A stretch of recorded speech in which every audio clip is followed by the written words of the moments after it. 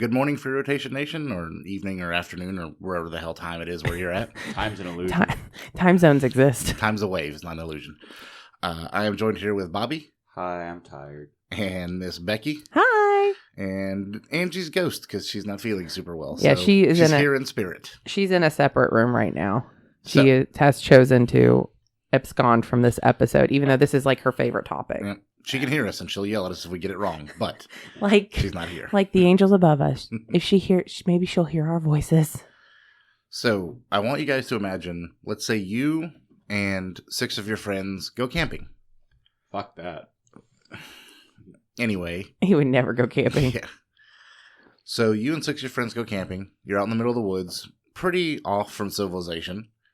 You're out there for a night, and instead the 7 of you that left, 6 of you come back.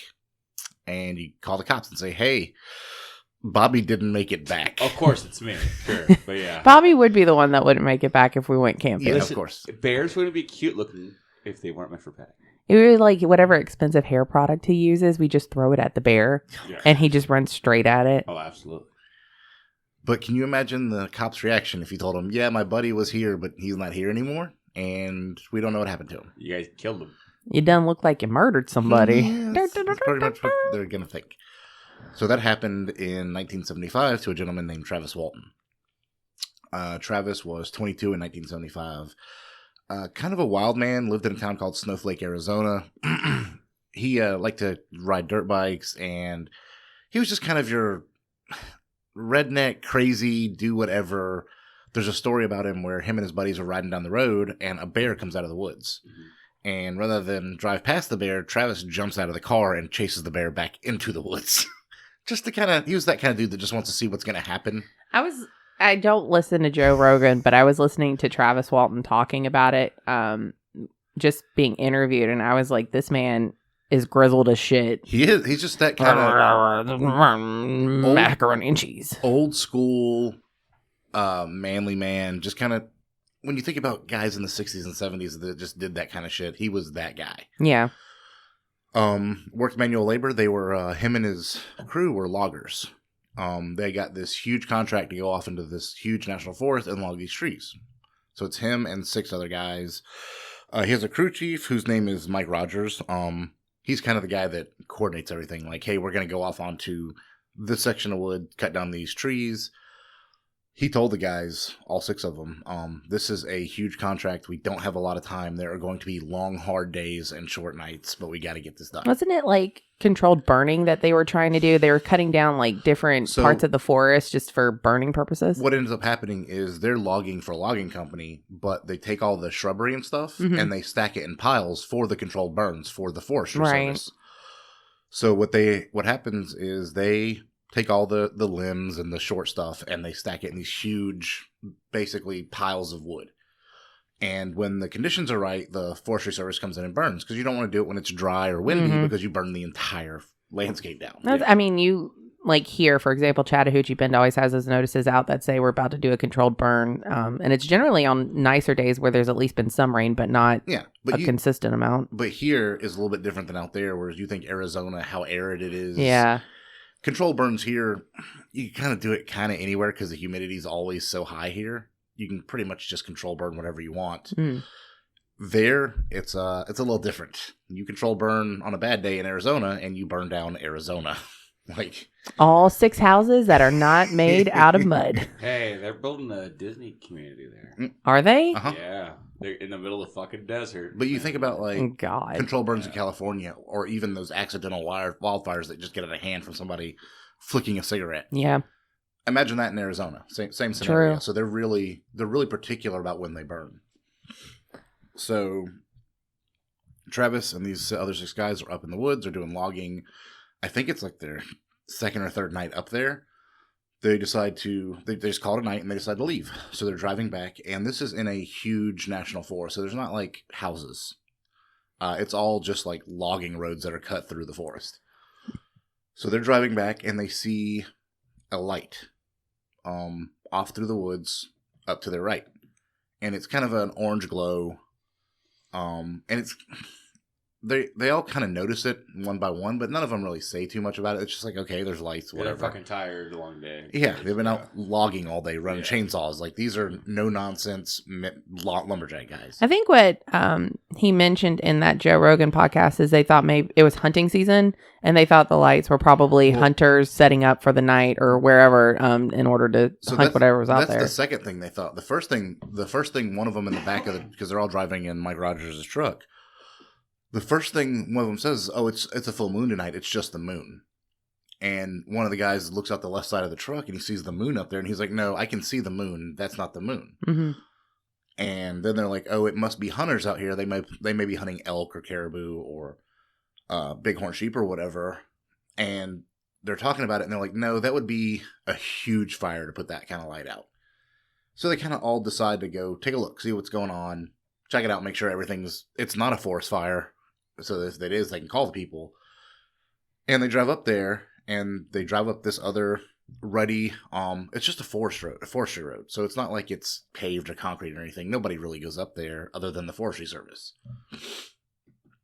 So they go up there, and they get to a clearing, and they see a saucer-shaped UFO. Mm-hmm. It's hovering off the ground. It's not making a sound at this point, and it's emitting this. The way he describes it is kind of like an orange gold glow, but it doesn't like sharpen the edges or elongate the shadows. It's just this nice, soft glow that's illuminating everything. And Travis, being Travis, gets out of the damn truck, and he kind of walks over towards where the UFO is hovering and emitting this glow. And they're all looking at it, and they're all kind of mesmerized, dumbstruck or awestruck. Because, I mean, what would you, if you saw this out in the middle of nowhere, what would you do? Oh, shit my pants. Well, he didn't. He got out of the damn truck. I gotta say, like, that is such a white boy answer. Is like, this creepy thing that is like in the air, or like this thing that is emitting. Let's go investigate it, because that seems like a good idea. To be fair, it is the 70s, and horror movies aren't like true super mainstream. So people don't know, like, Texas Chainsaw Massacre isn't that prevalent at this point. They have like The Blob, where if you can gently skip at a fast pace, you're fine. Yeah. So he gets out of the truck, looks at it, and he's looking up at it, and it's not spinning, it's not making any noise, it's just sitting there hovering, emitting this light, and it has these lit up panels under the bottom of it. And he's just kind of staring at it, and even one of the guys in the truck after this all happens, he describes it, and he's like, the way this thing was built was amazing. Like, it was a marvel of industry. Mm-hmm. They're really amazed at how it's put together and how gorgeous it is, and the mechanical side of it is really cool. So they stand there for, depending on who you ask, it's somewhere between 2 and 5 minutes, somewhere in that range, where it's just not doing anything. Yeah. And then it starts to slowly spin in a circle, like not move, but just kind of turn. Mm-hmm. Yeah. And they say they hear like it's hard to describe. It's like a whirring, but he says more than hear it, you can feel it. Like it's like the vibrations. Yeah. Like you can feel it in the ground and in your bones. And I imagine it like when you hear like that thunder in your head, like that bone rattling, like something ain't right. Or like when you're around heavy machinery and you can kind of just feel like, even if it's a low electric. Yeah, it's just like there. Strong electrical wires. You can just like that slow buzz where you can feel it in your fingertips. You're like, I don't want this to murder me. Well, it starts to do that, and it starts getting louder, and Travis kind of panics, and he dives towards a log that's laying on the ground to kind of hide from whatever's going to happen. Well, when he does this, he is hit with a beam of that orange-yellow light. It throws him about 20 feet. When it touches him, it throws him about 20 feet backwards. His friends, or his coworkers, panic. They're like, okay. One of them audibly says, it got him. They jump in the truck and they take off. They just haul balls because they assume he is either dead or whatever happened to him will happen to him. Not a true homie. No. They take off. They get a little ways down the road, and Mike Rogers, who's a crew chief, and it's his truck. He's like, we can't leave him. We have to go back for him. This is not okay. If he's dead, he's dead, but whatever, we're going to get him. And the other 5 guys are like, I don't want to go back there. He's like, okay, well, you can stay here on the side of the road. My truck and I are going back to get Travis. Yeah. Which is the real, again, these are hardcore dudes, and that's a tough-ass response because most people just haul ass. Yeah. He goes back. They decide to all go back. They basically don't want to be on the side of the road without a vehicle to get away, is really the consensus. Like, they're all terrified that this thing is still out there. This thing clearly just yeeted one of your friends away. I mean, they can come find you yourself. Gave him the bad touch. Yeah, that's true. They go back. It's dark. No more light. No more Travis. They look around. They can't find him. They're like, fuck. Travis is gone. They head back to town. They go to a payphone. They call the sheriff. They have to, somebody's missing that was not missing an hour ago. They have to let everybody know. They call the sheriff, whose name is, hold on, I know his name. Mike Farnsworth. No. Billy Bob Billy. There's two sheriffs in the area. It's Sheriff Gillespie and Sheriff Copeland. Sheriff Gillespie's kind of like the sheriff of the town, and Sheriff Copeland's kind of like his backup. So they call the sheriff. They tell him, like, look, there's a UFO. Travis got hit by it. He's gone. The cops clearly are like, you probably murdered him, right? Murdered your friend, and you're trying to cover up. Yep. So they listen to the guys. They separate them. All their stories are basically the same. There's slight differences, but it's just, honestly, the differences are only visual based on where the guys were sitting in the truck when this happened. The cops are like, yeah, you definitely killed him.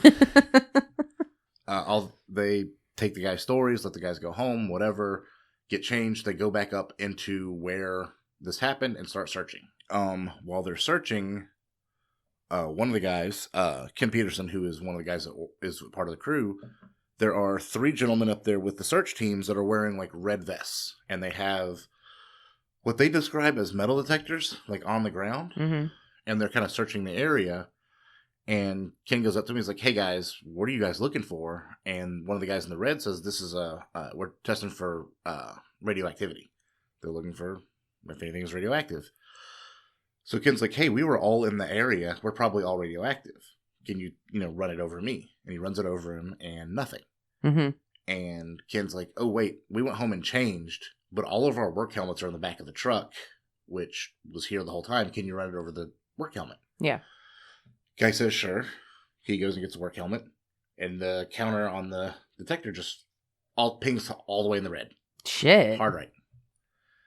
The other 2 guys that are in the red vests with the detectors come over, look at it, look at the helmet, look back at the detector. They all kind of agree. Then they just start walking off, like walking back towards where their cars are.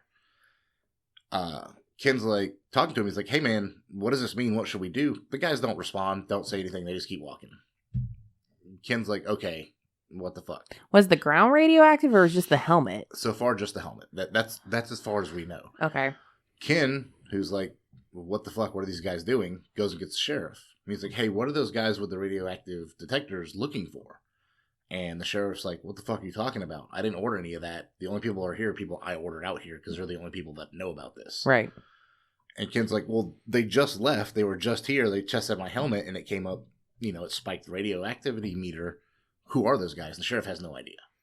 That's the end of these guys in the story. Like, it's just this random 3 guys out there checking that should not have known about it, but did. Interesting. Okay. Yeah, it's the one part of the story where I'm like, It's like it kind of goes into like a weird left adjacent, where like, everything's kind of consistent up until the random guys with the metal detectors. Sorta. So they don't find Travis Walton at all because she's not there. They take the guys back to the prison or the sheriff's office. They're interviewing them. All their stories check out. They bring in a polygraph guy because he's like, all right, one of these guys is clearly lying. Somebody killed him. We're going to find out who.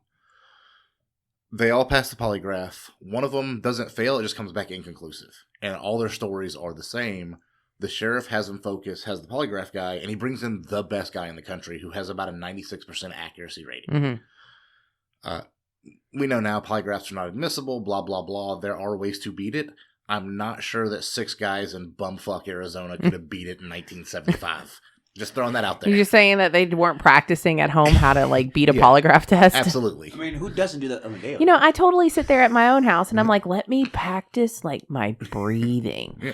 Oh, Let me That's part of being a lawyer, isn't it? Yeah, Yes. Let me put a tack in my shoe so every question I just bear down on it so I get an adrenaline rush. well, I was about to say, the adjacent portion of the story is that on Friday we were talking about this at lunch in our work, and we were talking about the inadmissibility of polygraph tests. And I'm like, even if you told me I was taking a polygraph test, my anxiety level would be high enough Through that the I roof. would probably fail the polygraph test. Absolutely. So, But all these guys passed except for one, which was inconclusive. And over the course of this whole story, there are 16 separate polygraph tests. 15 of them are completely, every one of these guys is telling the truth. One of them was, okay, it's his polygraph is all over the charts. We don't know what the hell to make of this. It's not that he's lying. It's that it's You just just can't wild. tell. Which is, okay. I mean, mine would probably be bananas haywire. mm-hmm, Because I'd be freaking the fuck out. right. So, Travis Walton has two brothers. One of them, at first, they both think that this crew has killed their brother. One of them is a little more.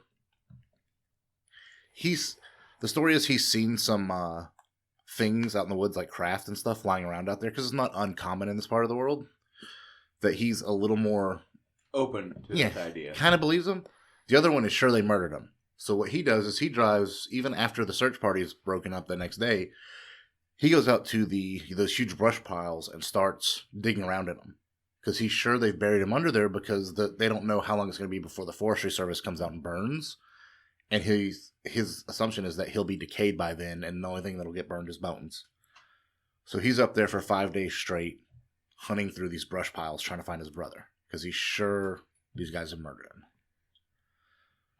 Cut to 5 days later, Travis's other brother, and I believe his name is Daniel, gets a call from Travis at a gas station asking him to come pick him up. Everybody freaks the fuck out, goes and picks him up. They get to Travis. Travis he's weak, he's dehydrated, he's malnourished, he is in shock, but not like he can't speak, he's just really fucked up. Yeah. His brother, because this has become national news at this point, like every newspaper in the world's commenting on the guy who got kidnapped by aliens. His brother, rather than take him back to Snowflake, the town they're from, takes him to Phoenix, Arizona, where he lives, to take him to the hospital and get him checked out, because he wants a doctor who's basically impartial. He's like, take a look at him, see what's going on, doc. The doctor checks him out. They find nothing medically wrong with him. He has a puncture wound in the crook of his left arm, where they think like a needle, like from hypodermic. He's dehydrated and malnourished, but he's not like broken. There's nothing medically wrong with him other than If it wasn't for the fact, I think, of the UFO portion of it, all you would think is he got lost in the desert and they finally found him. yes, except for he's the one that called. Right. Like he managed to find himself out of it. Yeah. And it wasn't even in the desert, in the middle of the woods. Right. But it's so by the time his brother Daniel, I think his brother's name is Daniel, by the time his brother gets Travis back to his home, the brother's home, the phone's ringing off the hook. Everybody knows that he's back. Apparently, somebody at the hospital just started making the rounds and calls because you can't keep a secret, especially in the 70s. Right. So the cops are like, we need to come up there and talk to him right now. Sheriff Gillespie drives up to talk to Travis, asking what happens. Travis's story matches the guy's exactly. I got out of the truck, got hit with his beam of light. That's all I remember. And then he said he woke up on a road and he just started running. He said his adrenaline kicked in. He started running until he found a gas station, called his brother because it's a number he could remember, and they found him at the gas station. So they stop trying to think the guys all murdered him because he's clearly not dead. It's hard to say you murder somebody when the body's there. Breathing, talking to you. Right. Again, this is a huge story in the 70s, and everybody in the world is trying to get a hold of Travis. They want to know what happened. Eventually, the National Enquirer gets through and says, look, we'll pay you. We'll take you somewhere out of state. We will have a litany of other tests run on you to make sure you're okay. We just want to hear your story. And I don't know, again, I wasn't alive then. I don't know if the Enquirer used to be more of a legitimate, quote unquote, yeah, magazine that was trying to get scoops on people, or was it still Three-Eyed Moth Baby saves world from alien invasion? I feel like I think it might have used to be. Hey, that more moth legit. baby's a goddamn national treasure. Yeah. Okay, I will not hear his name slandered. But I think it might have used to have been more legit. I think probably. I mean, I think all of them start out trying to be legitimate news, and then when it becomes sensational, I The mean, Sun. look at BuzzFeed. Yeah. That's really where you can. Whoa, BuzzFeed Unsolved was. BuzzFeed Unsolved is a completely separate entity to the point that they left to make their own TV show, so they couldn't be associated with BuzzFeed anymore. Fair enough. But I think, and again, so they agreed to go to give their story to the National Enquirer, get paid for it, run these other tests, all that good stuff. When Travis gets back to the house, he starts having, we'll call them flashbacks of what happened to him, but none of it is, it's not linear. Like, none of it makes sense. He's just catching flashes of stuff, and none of it's really cohesive. Well, eventually he does start to remember everything. And his story basically was he got hit with that beam of light, chucked backwards, and then it's black. He wakes up and he looks up and he sees white light, and he sees doctors in like medical masks and white coats. He's still pretty much out of it, but he's like, okay. He said in his brain, he thought, okay, something happened to me. The guys grabbed me, took me to the hospital. They're fixing me. And then he's just kind of out of it again. So he's kind of in and out of consciousness. Says he wakes up again. At some point later, he doesn't know how long it's been. He sees them again. They're working on him. And he's like, okay, this is still going on. Back out. Third time he wakes up. And he like blinks away like the cloudiness. And he looks at one of the doctors who's working on him. And he says, it's clearly not human. 4 foot tall, really like slits where eyes should be. Mm-hmm. And like kind of like just like a cut of a mouth, like no lips, but just kind of a cut right there where like just a straight line. Oh God. And he's looking at it and he's blinking and he says the doctor, he just calls him the doctor, looks at him and leans over him and like to look closer because you can see that Travis is awake, and Travis fucking panics. He said there's like this rectangular, he describes it kind of like a rock that's sitting on his chest, and it's like the doctors have been working on that, whatever's in there. And when he wakes up, he panics. He throws that off of him. He takes and rips whatever. He says there's a couple like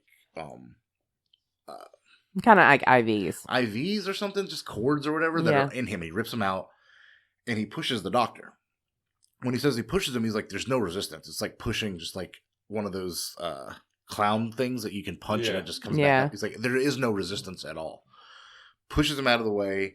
The other two doctors are in there and they're looking, and they're just kind of, and he grabs some sort of implement off of a tray and starts swinging it.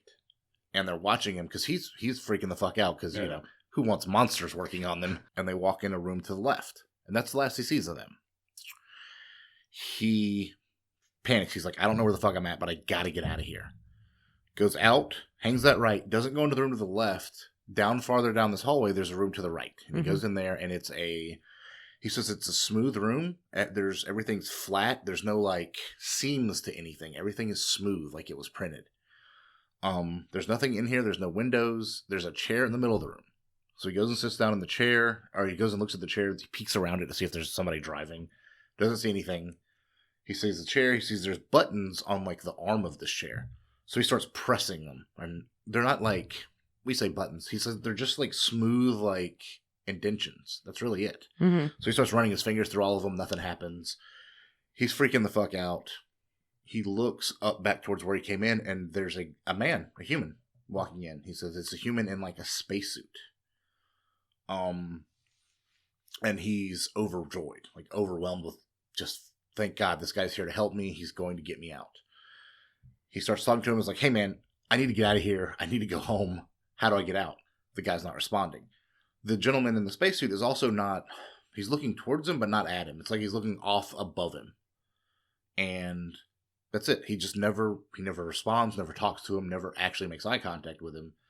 But he grabs Travis by the shoulder and he leads him back down another hallway. They go into a little, like a ramp. They got on a little ramp, and there's a hangar. And there are a bunch of those, like, ships like the one he saw, just kind of hanging down there. They're hovering. They're not hooked to anything. They're just off the ground. They walk through the hangar. He doesn't see any more of the little creepy alien dudes.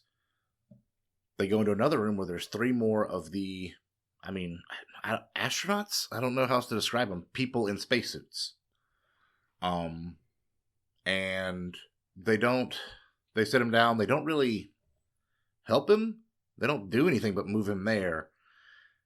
They hold him down, put him back on the table, another table, and the next thing he knows, he's waking up on the road. He looks up and he says he can see the panels of light from the ship flying away from him. So they took him, did whatever, brought him back, and then left. His story has never changed. If you've ever seen Fire in the Sky, a lot more happens when he's on the ship, a lot more horrifying things. Mm-hmm. He said that was mostly for Hollywood. He's like... Wasn't it like he like broke out of a membrane or something? Yeah. He saw a corpse and all this crap. Yeah. None of that was in his story. Yeah. That was just for Hollywood. He, even now, looking back, he says what he thinks happened is they were there looking for either some sort of crystal that happens when lightning strikes the ground that forms, or they were just taking like an inventory of what happens to be there. Mm-hmm. Travis Walton doesn't believe that whatever happened to him was on purpose. He thinks he screwed up and got into that beam versus them trying to hit him. Yeah. Kind of like when you suck like a dime into a vacuum or something like that, and you're like, that was not supposed to be there. Absolutely. But, yeah. But he's so satisfied. Well, his whole thing, looking back now, and again, once you get a little space from it, he's like, I think they were fixing whatever they broke in me when I got hit with that beam. Mm-hmm. He's like, I think they were trying to fix me because they brought me back. Yeah. It's probably the most honest abduction story that you'll ever find. Mm-hmm. Because, it's been 45 years. No one's story has changed. Mm-mm. There's been no evidence that anything that he's saying is not true, other than the fact that we weren't with him. When he got back, he was catatonic after he got back to his brother's house for about a week. Just would not talk to anybody. He didn't know how long he'd been gone. He thought he'd been gone for like an hour when they found him, when he was calling his brother from the gas station. His brother was like, it's been 5 days. Where have you been? And he just had no idea. He thought he'd been out for 2 or 3 hours. Like, something hit me, doctors fixed me, and I'm back. No, he could not. He said it took him probably a good week to process that he had been gone for 5 days. Mm-hmm. No idea where, no idea. And again, he doesn't, and the part that gets me is the dudes in the spacesuits. That's the part that's what's interesting to me, is I want to be like, because NASA sent up a flight that we didn't know about that got intercepted. Now I got to go back and try to check like the space flights and be like, like the entire time it was just Apollo, like a bunch of like humans. Well, I wonder, like, the way I look at it is like, I wonder if that wasn't like a trip to the moon that these guys were like, well, you're coming with us now. Well, welcome, slaves. Welcome to the party.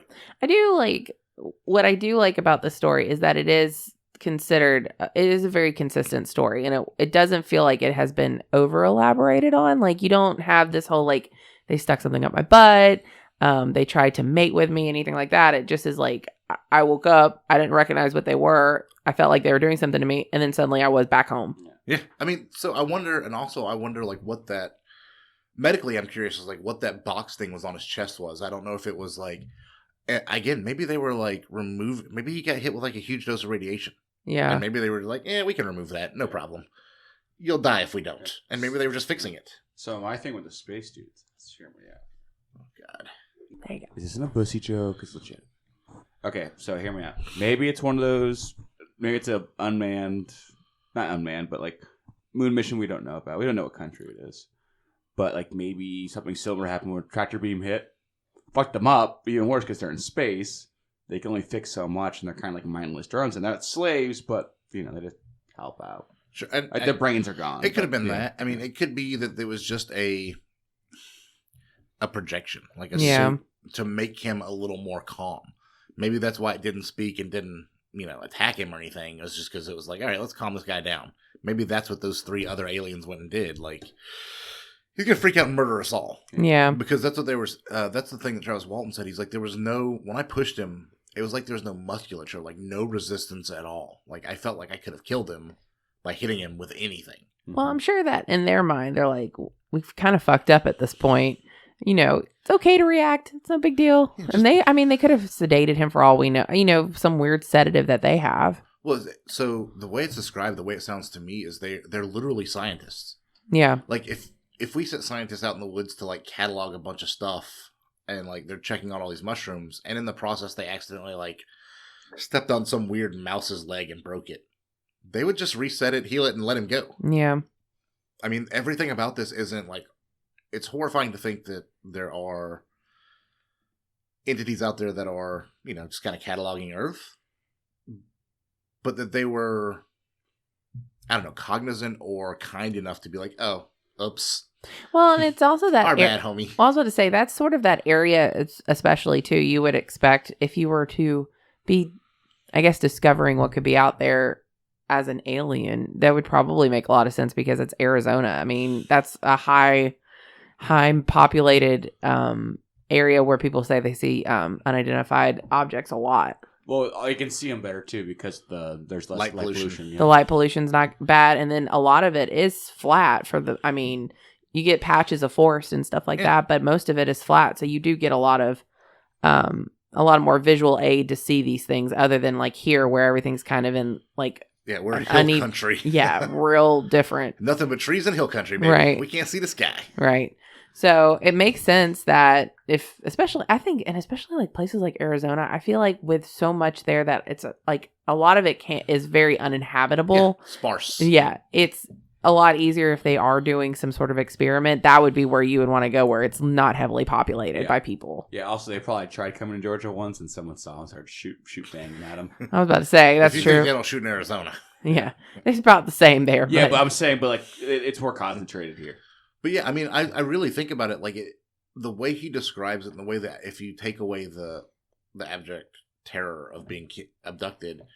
It just sounds like these guys were on like some weird science mission and accidentally hurt one of the native species. Yeah. I guess we gotta fix this. Shit. Whoopsie daisy. Was there anything from the government that like happened later on? Okay. So just those guys in the red vest. Just the guys in the red vest that were looking for radiation. I mean, this has been, in listening to stories about it, like, there's a lot of mixed belief about what happened, but it is considered the most consistent UFO story, and the most, probably heavily evidenced UFO story because of the witnesses that saw it. Yeah. Well, not only that, apparently there were other even sheriffs that were in the town that saw something fly away from the area.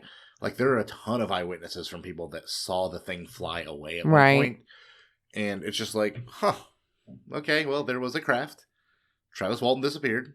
Travis Walton showed up 5 days later. Not one together. Not dead. Yeah. Well, it's just crazy to me, especially because like you hear these people saying like something took him, and you're just like, that just makes no sense. Like one of y'all is covering up a murder. Like especially with the fact that they were gathering that scrub and brush. It was way easy to hide a body. Well, that's what his brother thought too. Yeah. His brother was literally out there for 5 days digging through these, and when we say piles, I mean they're probably 3 stories tall. Yeah, they're not small piles. No. You have to dig through them to see if there's a body, and that's. I mean, I remember hearing that his brother thought they have left his body somewhere.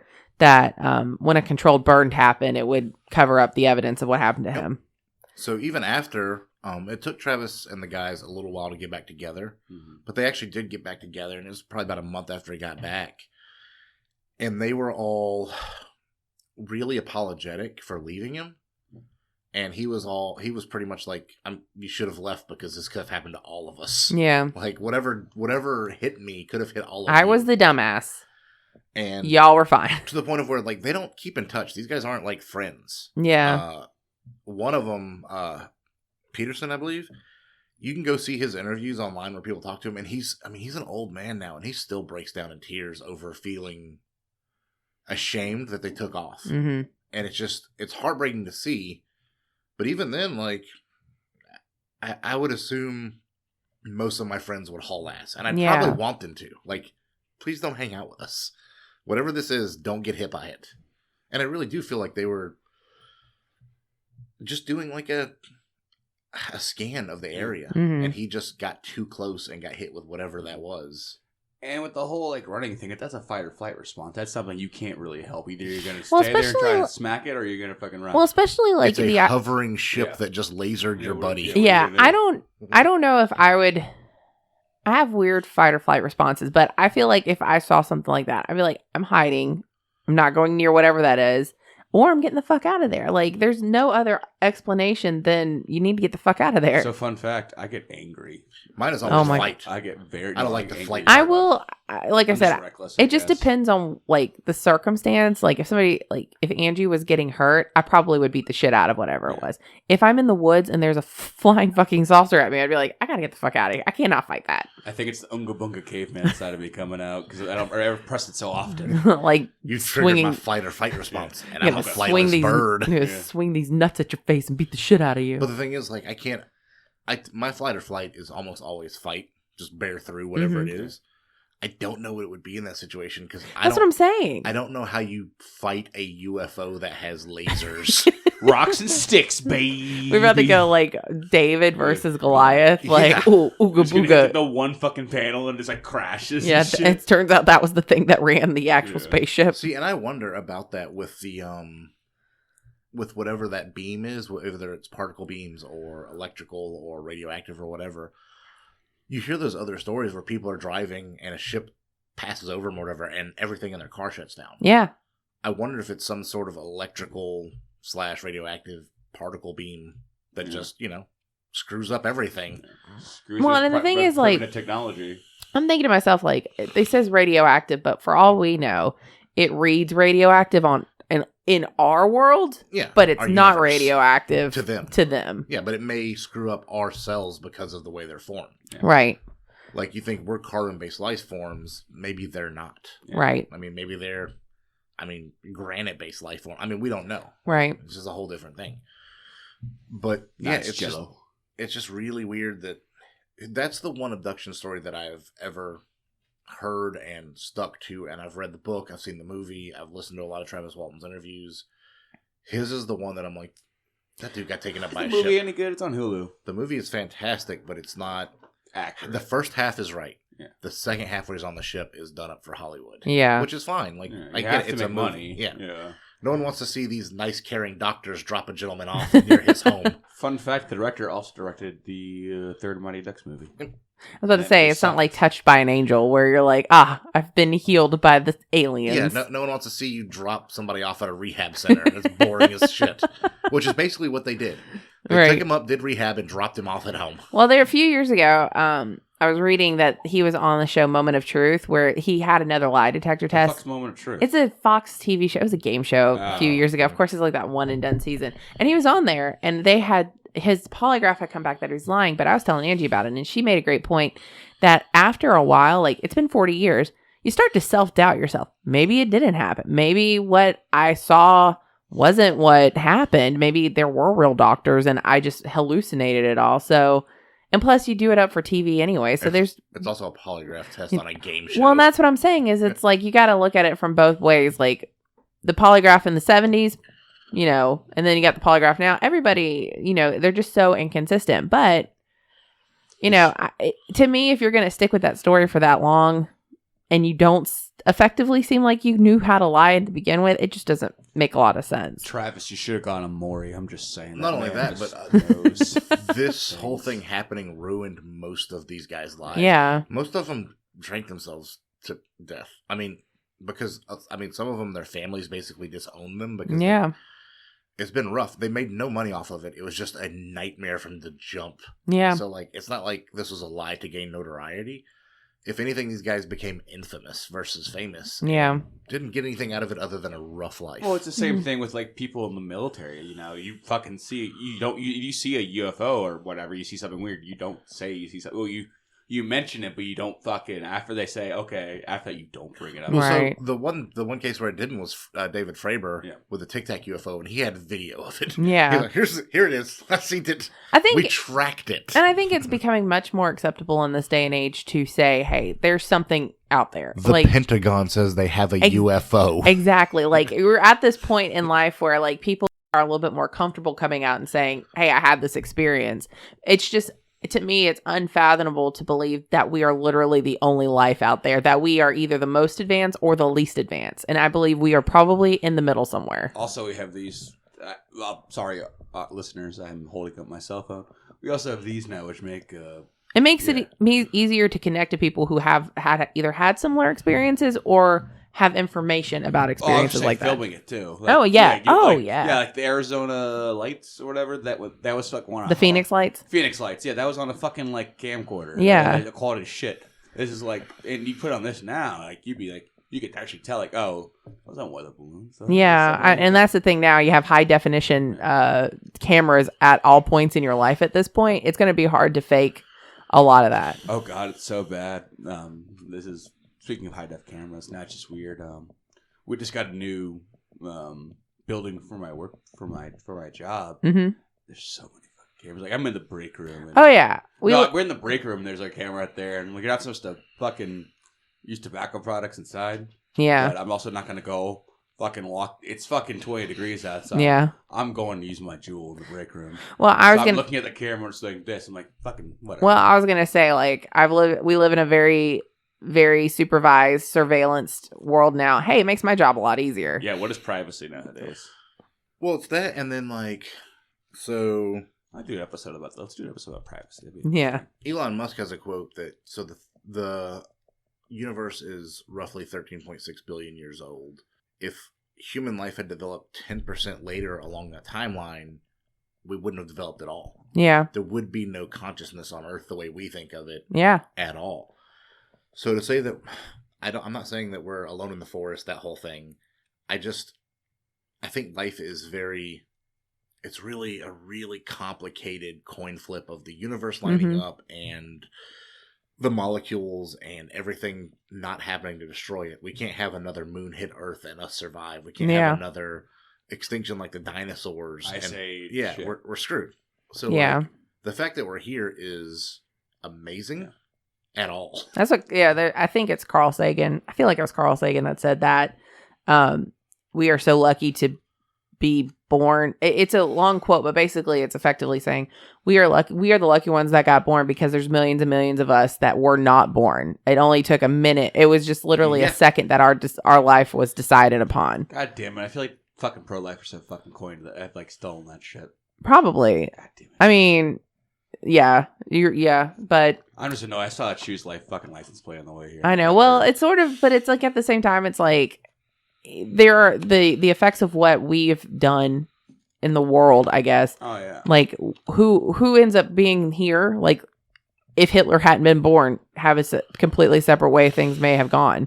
It's just the world could be over by now. Yeah. True. I mean, so I have this weird thing that time travel exists, and that certain things have to occur, otherwise the world will just end. So, like, Franz Ferdinand getting assassinated had to happen, or someone worse than Hitler would have taken over, and the world would have ended. Oh, it's like the Stephen King book with the JFK assassination one, where like, I save him. Nuclear Armageddon. Right. Oh. It's the same thought process for some like things where it's like somebody wasn't born, they could have been the one that effectively ended the world. So.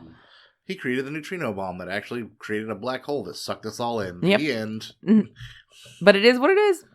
But yeah, I actually do think that time travel exists and that they're only allowed to affect things in so much that it doesn't cause the end of the world. Yeah. So that if there is something that does cause it, we go back and be like, but no, is it like the whole multiverse? Like after you change it, there's now a universe where that actually still fucking happened. Is that how it works? How does that fucking? So I don't think it would be that. I mean, there may be the multiverse may be real, but I think we adjust it on whatever verse we're in. Mm-hmm. Or maybe the multiverse is real, and we at this point in human or whatever we are at this point we have the ability to see other multiverses, and we can be like, if we do this, we all die. So let's go fix this. So I don't think we can do that because I think that the chain of events would be too much for anybody to figure out. Mm-hmm. I think our own chain of events are all pretty crazy, anyways. True. So like, no one would think 2022 Russia's becoming the USSR again. Like, no one predicted that. Yeah. I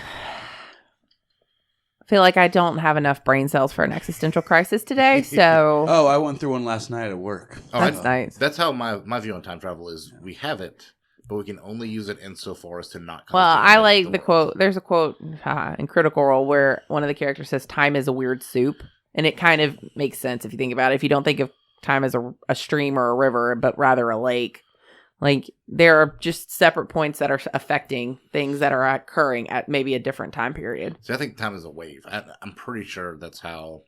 I think that's how physics views it, as like during the Big Bang when everything happened. Time is also part of that. Yeah. And it occurs as a wave.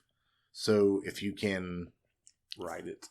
basically figure out that wave, how to tap into it, you can go back in a point. Like, listen to the radio. So hear me out, guys. Hear me out. Time is a pussy. And you This can is how, ride it. and that's the end of the episode. We love y'all. Talk to you next time. Okay, everybody have a very nice day. To Hey, be fair, I did hold off for how you long? did it. You made it 47 minutes and 45 seconds without making a bussy joke. I'm proud of you for not being a botard for some amount of time. Bussy.